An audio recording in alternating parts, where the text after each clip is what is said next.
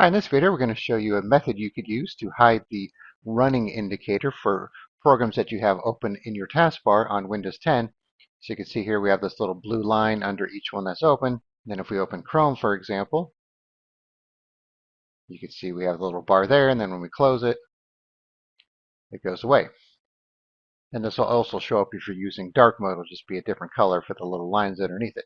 All right, so if you want to get rid of it, we're going to show you how to do it using the free Windhawk app. So if you don't know what Windhawk is, it's a program you could use to install what are known as mods into Windhawk, and then these mods change the way Windows operates and also how it looks depending on the mod.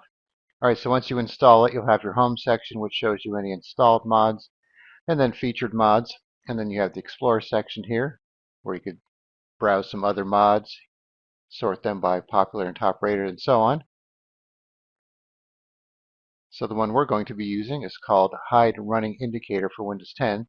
So what you want to do is take this text here, type it or paste it into the search box here, and then once you find it, click on Details, and then Install. And then once you install it, it will be in your Home section here, and then you can enable it or disable it, or even remove it, go into Details, enable and remove it from here as well. Alright, so this mod does not have any settings. Many do, but this one doesn't because it's pretty simple. It's either an on or off type of thing. Alright, so we have our running indicators down here, so we're going to enable it. Now you can see they're gone. If we open up a new window, no indicator. And then if you change your mind, just come back and disable it, and you'll have your indicators back. And of course, you could remove it too if you don't want to use it. So that one's pretty simple. Alright, so once again, just do a search for Hide Running Indicator for Windows 10. In the Explore section, click on Details and Install.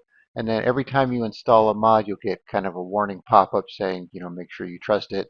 So of course, it's up to you whether you trust it or not, but this one should be fine, just like most of the other ones on Windhawk. And then on a side note here, for Windhawk, it needs to be running in your system tray down here for your mods to work. So if your mods ever stop working, just come here and see if it's running. And if it's not, you can just restart Windhawk and it should put it back here.